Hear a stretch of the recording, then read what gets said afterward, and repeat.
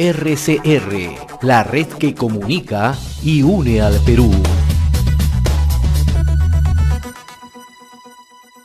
Y como cada sábado presentamos esta hora, y siempre es un gusto conversar con el doctor Herbert Cuba García, especialista en política de salud pública, columnista del portal de opinión El Montonero y también columnista en RCR.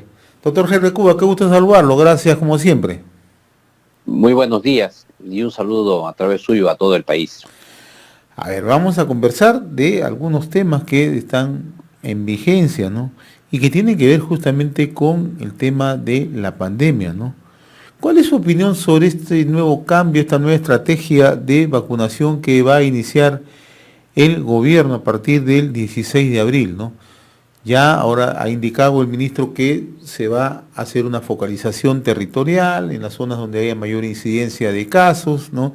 Y que se va a manejar en función a la data, a la información del Registro Nacional de Identificación Civil, RENIEC, ¿no? Me gustaría conocer su punto de vista porque eso también ha generado una serie de desconciertos en la población.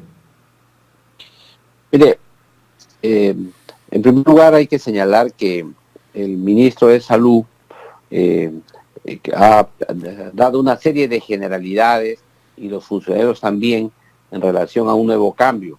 Ha habido una nota de prensa, pero aún no se aterriza una propuesta concreta que sea posible de comentar en detalle. Lo que sí se observa es que hay un reconocimiento expreso por parte del gobierno que han sido derrotados por la pandemia, lo ha hecho el propio presidente de la República, y también con estos vaivenes en relación a la estrategia de vacunación, el gobierno reconoció lo propio. En realidad, las prioridades que se dieron por grupos humanos era una prioridad basada con la existencia de vacunas. Se suponía que se iba a vacunar en el más breve plazo a los profesionales de la salud y a los servidores, a los bomberos, a las Fuerzas Armadas y policiales, a los miembros de mesa, etcétera. Pero todo eso tenía que realizarse pues con vacunas. Hemos visto que no se han vacunado a los miembros de mesa, no se han vacunado a los bomberos, no se han vacunado a los estudiantes de medicina, no se ha vacunado al Serenagua, etcétera, porque no hay vacunas. Entonces esta reestructuración tiene que ver con la evidencia de la inexistencia de vacunas y que se tiene que adaptar a un nuevo mecanismo salpicado en el territorio, porque lo que van a hacer es, van a generar la sensación de que están vacunando en todo el país, pero en realidad dentro de cada distrito van a ir salpicando en función a las prioridades que se establezcan en nivel local. Eso, evidentemente, lo que hace es transformar un problema que ya se tiene por ausencia de vacunas en otro problema que se tiene a futuro, porque tampoco habrá vacunas. Porque como sabemos, las vacunas llegan a cuentagotas. Entonces yo creo que mientras no tengamos dos requisitos fundamentales, un lote importante de vacunas para todo el país, y segundo, en los documentos plasmados en blanco y negro con normas legales, va a ser bien difícil que podamos comentar este tema, salvo lo que viene detrás, lo que no se ve, que es el reconocimiento explícito e implícito que no han podido cumplir con el primer esquema, con el primer programa de vacunación que estableció el Perú. Y el otro tema... ¿Ello qué significa? Permítame una precisión. ¿Qué significa ello? Entonces que incluso esta nueva estrategia no está bien definida en tanto y cuanto no tengamos las vacunas. Exacto. Y en tanto y cuanto, como no hay vacunas, no se establezca el detalle de la estrategia y el programa. O sea, esto está claro.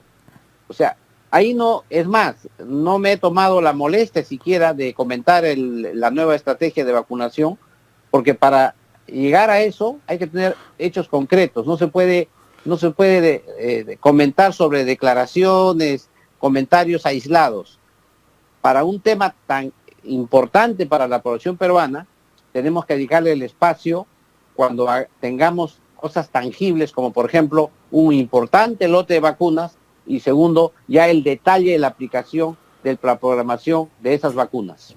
A ese paso que vamos, y conversábamos hace 2 semanas con usted sobre las metas que se trazaba el gobierno, y siempre es bueno recordarle para efecto de mirar con realismo cuál es la situación que vivimos en el país, ¿no? En primer lugar, el ministro de Salud, con buena intención, claro está, indicaba que a mayo se iban a vacunar a 4 millones de adultos mayores, más de 60 años. Luego, el presidente dijo que no, que iban a ser 3 millones y medio a mayo. La presidenta del Consejo de Ministros dijo que íbamos a vacunar a 9 millones de peruanos al culminar el gobierno de emergencia y transición, ¿no? Y creemos en un gesto de optimismo, el propio ministro Oscar Ugarte dijo 21 millones de peruanos van a ser vacunados a fin de año. Lo cierto es que hace unos días el presidente ya habló que se podría llegar a vacunar a 3 millones al culminar su gobierno, es decir, al 28 de julio podríamos vacunar a 3 millones y medio de personas, ¿no? Así como estamos, ¿podemos alcanzar esa meta o simplemente mejor ya no hablemos de números? No, no hay que hablar de números, porque lo más importante sería cuántas vacunas llegan al país. Acuérdese que en el mes de marzo debieron haber llegado 2 millones de dosis de vacunas Sinopharm que nunca llegaron. Ahí comentamos inclusive que nos parecía extraño el cambio del viceministro, pero sin embargo no hay las vacunas, no han llegado. Solamente basamos nuestra vacunación ahora con lo que nos llega a cuentagotas de la vacuna Pfizer, que como todos sabemos, todavía no han concluido la vacunación de los profesionales de la salud y de los médicos. Todavía hay como 18,000 médicos que no se han vacunado. Todavía no han concluido la vacunación de la tercera edad, por lo menos de los 85 hacia arriba de años. Y en consecuencia, esos programas, esas programaciones, tienen un talón de Aquiles, pues que no hay vacunas, que no se logra todavía conseguir las vacunas. Pero el drama más grande es lo que ha ocurrido también en Talara, ¿no? Cómo para hacer un cambio de un isotanque para llenar un isotanque de oxígeno, se tuvo que suspender el oxígeno del hospital y fallecieron en pocos minutos 7, luego 8, 15 muertos, ¿no? En ese momento, y que no haya existido ni siquiera el viaje del presidente, del ministro de Salud, de las altas autoridades que vayan a ver qué ha ocurrido, porque no ha sido solamente la falta de oxígeno, sino el recambio, el llenado del isotanque, es lo que ha producido estas muertes y evidentemente esto merece una investigación exhaustiva. Pero curiosamente, la prensa y las autoridades no le han dado la relevancia que esto tiene, porque nos hemos acostumbrado a los muertos. Es decir, 15 muertos más no hace mucho, porque estamos hablando de miles de muertos. Y la gente cree, como nos acostumbramos diariamente a las muertes, la gente cree que estas muertes han debido al coronavirus, cuando todos sabemos que ha sido producto de una suspensión temporal del oxígeno debido al cambio del isotanque. Ahora, doctor, le comento que nosotros muy temprano hemos conversado desde Talara, primero con un periodista de Radioactiva, el señor, acá tengo su nombre, Humberto Sullón Rebolledo, ¿no? Nos explicaba con detalles cómo es que acontecieron estos hechos. Él habla incluso no de 15 personas fallecidas, sino habla de un número superior que podría estar llegando a 26. Y luego nos hemos comunicado muy temprano con el doctor César Orrego Azula, que él es el representante de la Defensoría del Pueblo en Piura. ¿Por qué le hago este marco? Porque usted señalaba, ¿no? Este es un hecho inaudito, ¿no? Por el cambio de oxígeno a través del isotanque y todos los procedimientos que se pueden seguir, ¿no? Uno, negligencia, y otro es cómo no se pueden tomar las previsiones de caso con tiempo. Pero nadie quiere responder sobre este tema. He ahí el peligro. Porque ya el gobierno regional ha dicho, ese no es mi problema. Y lo que se entiende es que ESalud está a cargo del hospital, ESalud número 2, en Talara, ¿no? Curiosamente ese hospital, una parte de la extensión ha sido hace poco donada por Petroperú. Y el equipamiento en sí también estaba en cuestión porque no se había equipado totalmente, ¿no? Pero la rectoría la tiene el Ministerio de Salud, ¿no? O sea que nadie se puede quedar al margen de eso, ¿no? Entonces, ¿cómo es que un hecho de esta naturaleza puede ocurrir en pleno pandemia? Ya tenemos más de un año y estas cosas estén sucediendo, ¿no? ahí viene mi invocación, porque estos temas, al margen de la investigación y la sanción que probablemente exista, ¿no? Probablemente digo porque en el Perú ahora nos hemos acostumbrado a dilatar todo. Nos hemos acostumbrado a observar como normal el abuso del debido proceso. Es bueno el debido proceso, pero el abuso del debido proceso yo creo que hay que proscribirlo. Y en Y ese el sentido, silencio también, con el tema de la vacunación, se vacunaron 467 personas y hasta el momento no sabemos quiénes fueron, ¿no? exacto, por el debido proceso, Claro. por el debido proceso. Ese es el argumento, el debido proceso. Todos reconocen sus faltas y sus delitos, pero no se le puede hacer nada por el debido proceso. Y nadie sabe quién es.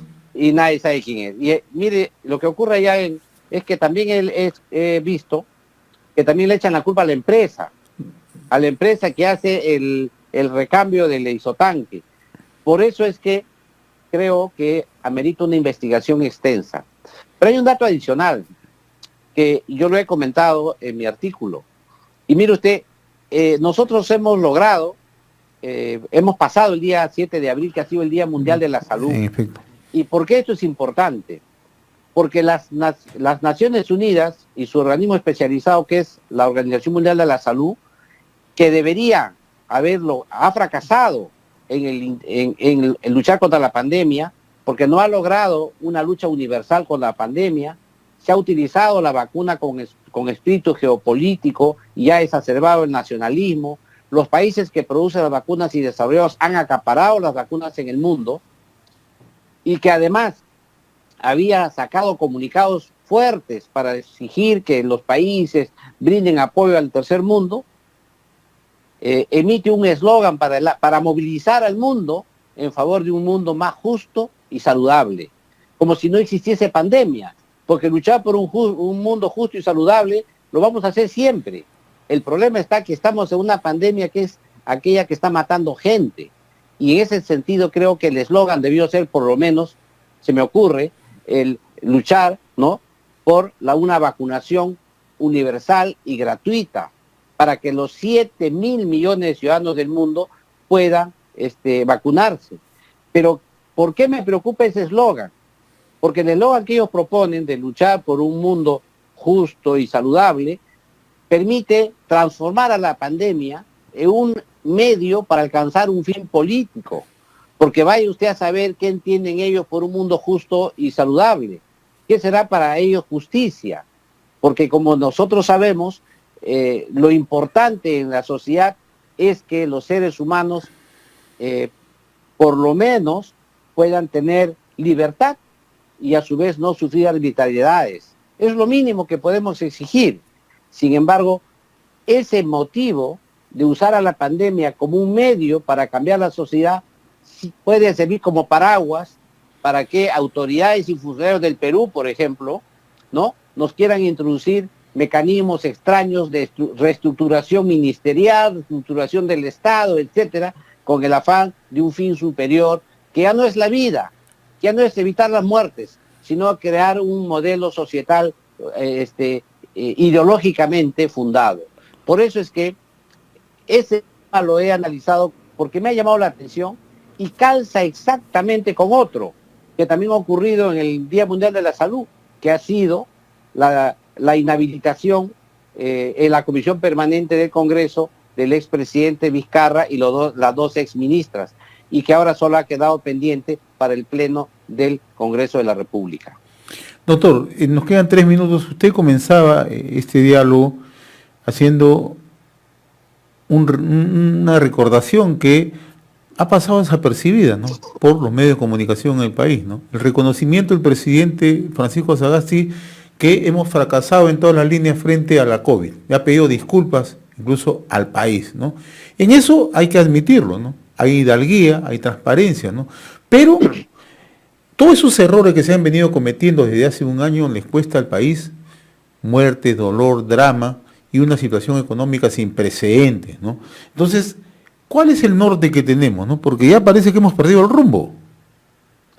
Mire, y ahí va mi acotación por analizar el tema de la Organización Mundial de la Salud. ¿Qué nos ha dado el pensamiento racional, la modernidad, el espíritu crítico? Todos criticamos porque creemos que la razón lo puede explicar todo. Pero hay un detalle donde fallamos, cuando hacemos propuestas, cuando queremos construir las soluciones a las cosas. Y claro, si usted observa, por ejemplo, lo que ocurre en el gobierno, hay prioridades que no han sido la pandemia, porque otra vez insisto, la pandemia ha sido utilizada como medio para lograr alcanzar otras finalidades. Una de ellas, por ejemplo, todo el tema de género, todo el tema de violencia contra la mujer, que es muy importante, nadie lo discute. Sin embargo, las prioridades de vida y de muerte deberían estar puestas por delante. Si usted observa incluso las normas que se publican en el peruano, usted va a ver exactamente las prioridades que se tienen en el ejercicio del gobierno. Si usted norma las direcciones y las ejecuciones que hay, la ejecución del gasto, va a ver usted también en lo mismo. Y por otro lado, cuando usted quiere luchar contra la pandemia, requiere priorizar ahí la inversión y el gasto. Y lo que hemos observado, tanto en el gobierno del expresidente Vizcarra, como en el caso del actual gobierno, la prioridad en el gasto no ha estado en el sector salud. No se ha hecho un shock de inversiones, no se ha promovido una inversión enorme en plantas de oxígeno, en vacunas, en camas UCI, no se ha aumentado el tema del pago de las deudas que se tiene con el personal. Todo este error le ha reventado en la cara al presidente, porque como es obvio, el diagnóstico que ellos tienen sobre lo que debe ser el Perú no coincide con el diagnóstico que tiene la población y con lo que sufre la gente. Y el presidente ha pedido perdón, ha pedido disculpas, ha dicho que ha fracasado el Estado, es decir, ha fracasado su gobierno frente a esta pandemia, pero lo lamentable es que no tenemos propuesta. No ha convocado a mentes brillantes para que le den las soluciones y no escuchan, porque el mecanismo que ellos tienen para salir de la crisis es utilizar a la pandemia solo como un pretexto para buscar un ideal ideológico que ellos tienen. Doctor Henry Cuba, como siempre muy reconocido por esta comunicación, ¿cuáles son las recomendaciones en 30 segundos para los que vayan a votar mañana? Usted es médico. En primer lugar, pedirle a toda la población que acuda a votar. Es un importantísimo momento que vive el país para cambiar las cosas que ocurren actualmente. En segundo lugar, tiene que usar la protección como cuando va a un supermercado, es decir, bien protegido, con su mascarilla, si es posible su careta, su lápiz, ya lo que el Jurado Nacional ha indicado, pero en el tema sanitario evitar las aglomeraciones y si hay ve que no están bien ventiladas las áreas donde va a entrar a votar, comunicar a los funcionarios de la OMPE para que se corrija. Hay que ser proactivos. Pero sin embargo, no hay que olvidar que esto no sea un pretexto para no ir. Invoco a toda la población a votar, que es un momento muy importante para el país. Como siempre, hemos reconocido por esta comunicación todos los sábados, doctor Henry Cuba, en RCR, Red de Comunicación Regional. Ha sido un gusto conversar con usted. Buen fin de semana. Abrazo. Muy amable. Un abrazo. RCR, la red que comunica y une al Perú.